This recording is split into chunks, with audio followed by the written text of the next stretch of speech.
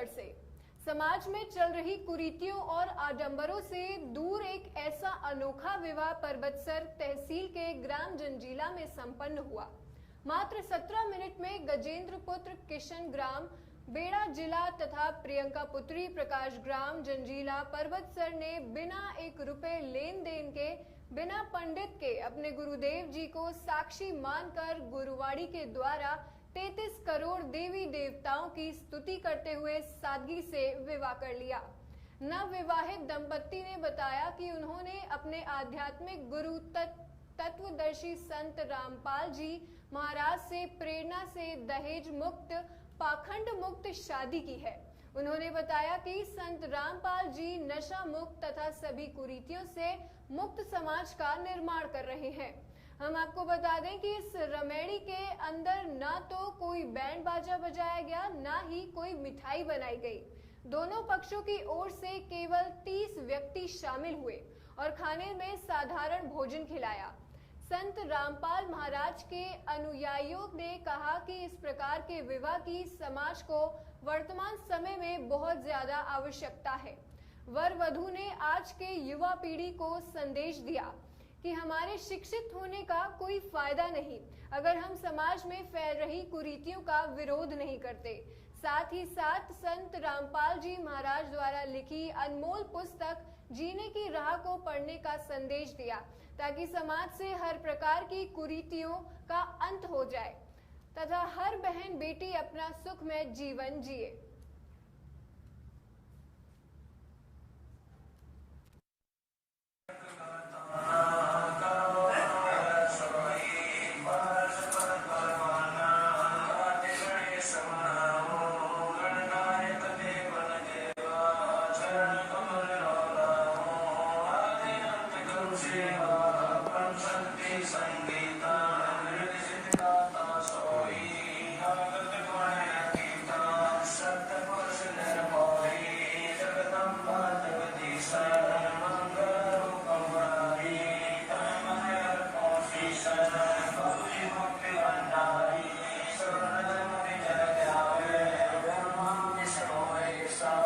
उद्देश्य उसका यही होता है कि सरकारी जॉब में लगी तो कई हजार रुपए पेंशन होगी और नहीं तो अपने प्राइवेट क्लिनिक बनाऊंगा तो उसमें भी खूब कमाई कर सकता हूँ। 2 के 20 बना लूंगा, 2 के 100 बना लूंगा, ये उद्देश्य होता है। ऐसे ही बच्चे पढ़ते हैं कोई किसी भी उस उद्देश्य से, ठीक है। जहाँ उनका दाव नहीं लगता वो पोस्ट कुछ ऐसी हैं तो वो तो अपने आप सौभाग्य उनका कि जो जहाँ उन 2 नंबर का काम करने का चांस नहीं, अन्यथा सभी की यही टेंडेंसी बन गई वर्तमान में कि रिश्वत को उन्होंने अपना एक अंग बना लिया।